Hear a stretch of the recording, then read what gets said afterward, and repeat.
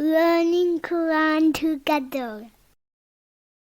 बिस्मिल्लाह अल्हम्दुलिल्लाह वस्सलातु वस्सलामु अला रसूलिल्लाह। सूरह अल-कहफ आयत 61। फलम्मा बालागा, चनाचे जब वो दोनों पहुँचे, मजमा बैनिहिमा, उन दोनों के जमा होने की जगह, नसिया हुताहुमा, तो दोनों अपनी मछली को भूल गए। फत्तखज़ा सबीलहु, बस उसने बना लिया अपना रास्ता, फिल बहरी साराबा, समंदर में सुरंग जैसा। हज़रत मूसा अलैहिस्सलाम को अल्लाह ताला ने हुक्म दिया था कि आप अपने साथ नमक लगी हुई खुश्क मछली ले लें, हमारा बंदा आपको ऐसी जगह मिलेगा जहाँ ये मछली गुम होगी। तो दोनों साथी मछली लेकर चले और चलते चलते दो समंदरों के संगम पर पहुंचे। वहाँ एक चश्मा था जिसे चश्मा हयात कहा जाता था। ये दोनों वहाँ आराम करने के लिए बैठ गए। थके हुए थे तो नींद आ गई। मछली पर जब उस चश्मे के पानी की जो छींटें पड़ी तो उसमें जान आ गई और हरकत पैदा हो गई। मछली उस तोशादान में थी जो उनके पास था। मछली वहाँ से कूदकर पानी में चली गई और उसकी आहट से यूशा अलैहिस्सलाम की आंख खुल गई। उन्होंने देखा कि मछली पानी में गई और अंदर तक चली गई है और पानी में एक बिल सा बाकी रह गया है। तो ये देखकर उन्हें बड़ा ताज्जुब हुआ कि इसका रास्ते वाला जो बिल है वो पत्थर के सुराख की तरह बाकी है। जैसे जैसे वो पानी में जाती जा रही है, चारों तरफ से वो पत्थर नुमा बिल बनता जा रहा था। नबी पाक सल्लल्लाहु अलैहि वसल्लम ने फरमाया कि शुरू दुनिया से लेकर आज तक कभी इस तरह पानी नहीं जमा बजुज उस मछली के रास्ते के। ये जैसे जैसे पानी के अंदर गई, पानी जमता गया और पानी में एक बिल बाकी रह गया, जब तक मूसा अलैहिस्सलाम वापस आ गए और आपने ये अपनी आंखों से देख नहीं लिया और ये ना कह दिया कि इसी चीज की तलाश में हम घर से निकले थे। इब्ने कसीर। फलम्मा जावजा, फिर जब दोनों आगे गुजर गए, काला ली फताहू, तो उसने अपने गुलाम से कहा, आतीना गदा अना, दो हमें हमारा खाना, लकद लकीना, यकीनन पाई हमने, मिन सफरीना हाजा, अपने इस सफर में नासाबा, थकावट। जब मूसा अलैहिस्सलाम और उनके गुलाम उस जगह से आगे चले गए तो मूसा अलैहिस्सलाम ने अपने नौजवान साथी से कहा कि दोपहर का खाना ले आओ, हम इस सफर से थक गए हैं। ये मूसा अलैहिस्सलाम के लिए निशानी थी कि उन्होंने अपना मकसद पा लिया है और इस मंजिल पर पहुंचने के शौक ने उनके लिए सफर को आसान बना दिया था।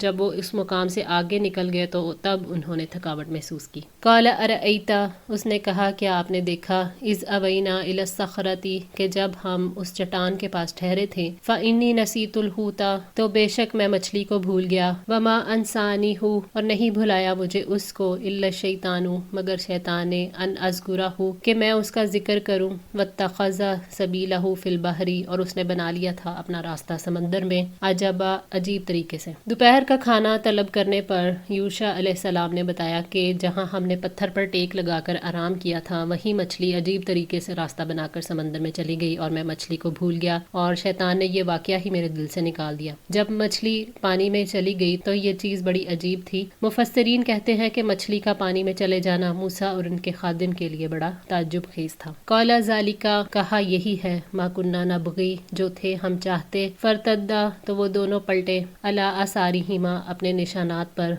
का ससा, पीछा करते हुए। मूसा अलैहिस्सलाम ने मछली के समंदर में गायब होने का सुनकर कहा कि हमें इसी जगह की तो तलाश थी। वो अपने कदमों को तलाश करते वापस उसी जगह लौट आए जहाँ मछली को भूल गए थे। फवजदा अब्दन, तो उन दोनों ने एक बंदे को पाया, मिन इबादिना, हमारे बंदों में से, आतैनाहु रहमतन मिन इंदिना, जिसे हमने अपने पास से एक रहमत अता की थी, व अल्लमनाहु मिन लदुन्ना इल्मा, और जिसे हमने अपने पास से एक इल्म सिखाया था। यहाँ उस बंदे से मुराद खिज़र अलैहिस्सलाम है। सही बुखारी में सूरह अल-कहफ की तफसीर में खिज़र यानी सरसब्ज़ो शादाब की वजह ये बताई गई है कि एक दफ़ा वो सफ़ेद ज़मीन पर बैठे तो वो हिस्सा ज़मीन के नीचे से सरसब्ज़ होकर लहलहाने लगा, इसी वजह से उनका नाम खिज़र पड़ गया। खिज़र एक साले इंसान थे, अल्लाह ताला ने उन्हें रहमत से नवाजा था जिसकी वजह से वो बहुत ज़्यादा इल्म और अमल से बहरावर थे। उन्हें वो इल्म अता किया गया था जो मूसा अलैहिस्सलाम को अता नहीं किया गया था, अगरचा मूसा अलैहिस्सलाम बहुत से अमूर में उनसे ज़्यादा इल्म रखते थे, ख़ास तौर पर ईमानी अलूम और असूली अलूम, क्योंकि मूसा अलैहिस्सलाम रसूलों में से थे जिनको अल्लाह ताला ने इल्म और अमल के ज़रिए से तमाम मखलूक पर फजीलत से नवाजा था। इस इल्म से मुराद नबूवत के अलावा कोई इल्म है जो अल्लाह ताला ने खिज़र अलैहिस्सलाम को अता किया था। कौला लहू मूसा,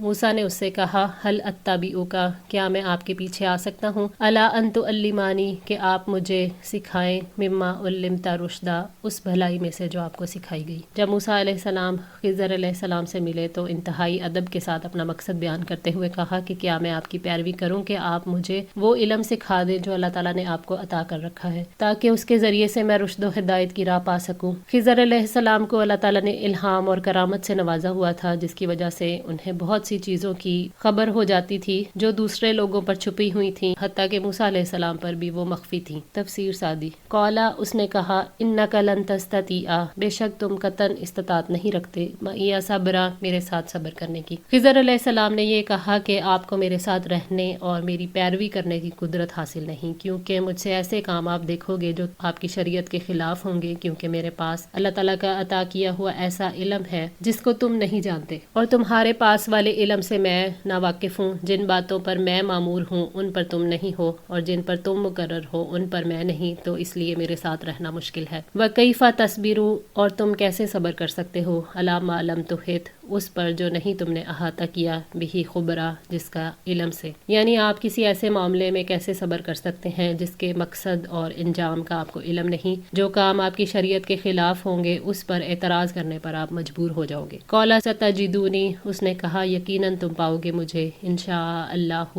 اگر اللہ نے چاہا، صابراً، صبر کرنے والا، ولا اعصی، اور میں نافرمانی نہیں کروں گا، لَکَ امراً، کسی کام میں آپ کی۔ موسیٰ علیہ السلام نے جواب دیا کہ میں تم سے خلاف شریعت جو کام دیکھوں گا اسے انشاءاللہ صبر سے برداشت کروں گا اور تمہارے کسی کام پر اعتراض نہیں کروں گا۔ قَالَ فَإِنِ اتَّبَعْتَنِی، اس نے کہا پھر اگر تم میری پیروی کرتے ہو، فَلَا تَسْأَلْنِی عَنْ شَيْءٍ، تو مجھ سے کسی چیز کے متعلق نہ پوچھنا، حَتَّىٰ أُحْدِثَ، یہاں تک کہ میں بیان کروں اسے، لَکَ مِنْہُ ذِکْرًا، تمہارے لیے اس کا ذکر۔ خضر علیہ السلام نے کہا کہ مجھ سے کوئی سوال کرنے میں پہل نہ کرنا جب تک کہ میں خود ہی کوئی آپ کو مناسب وقت پر اس کے حال کے بارے میں نہ بتا دوں۔ یہ گویا خضر علیہ السلام نے ان سے وعدہ کیا کہ وہ بالآخر حقیقت حال سے انہیں آگاہ کر دیں گے۔ فَانْطَلَقَا، چنانچہ وہ دونوں چل پڑے، حَتَّىٰ إِذَا رَكِبَا، حتیٰ کہ جب وہ سوار ہو گئے، فِي السَّفِینَةِ، کشتی میں، خَرَقَهَا، تو اس نے اس میں شگاف ڈال دیا، قَالَ أَخَرَقْتَهَا، اس نے کہا کہ آپ نے اس میں شگاف ڈال دیا، لِتُغْرِقَ أَهْلَهَا، تاکہ آپ کشتی والوں کو ڈبو دیں، لَقَدْ جِئْتَ شَيْئًا إِمْرًا، بلا شبہ یقیناً یہ آپ نے بہت برا کام کیا۔ خضر علیہ السلام اور موسیٰ علیہ السلام چلے اور کشتی میں سوار ہوئے تو انہوں نے کشتی میں شگاف ڈال دیا۔ اس کشتی میں ان کے علاوہ بھی اور لوگ سوار تھے۔ خضر علیہ السلام نے اس کشتی کا ایک تختہ اکھاڑ دیا اور اس کے پیچھے ایک مقصد تھا جس کو وہ بعد میں بیان کریں گے۔ موسیٰ علیہ السلام نے جب عقل اور شریعت کے خلاف ایک کام دیکھا تو صبر نہ کر سکے، وعدہ ٹوٹ گیا۔ موسیٰ علیہ السلام برائی کو برداشت نہیں کر سکتے تھے۔ موسیٰ علیہ السلام کو اس علم کی خبر نہیں تھی جس کے تحت تختے توڑ ڈالنا ہی درست تھا، اور ان کے علم شریعت کے اعتبار سے جو چیز کسی کی ذاتی ملکیت نہیں اس پر اپنا اختیار استعمال کرنا، اور وہ بھی غلط طریقے سے، وہ درست نہیں تھا۔ اس لیے موسیٰ علیہ السلام نے اپنے علم نبوی اور عقلی اعتبار سے اس کام کو برا کام قرار دیا۔ قَالَ أَلَمْ أَقُلْ، اس نے کہا کیا میں نے نہیں کہا تھا، إِنَّكَ لَن تَسْتَطِيعَ مَعِيَ صَبْرًا،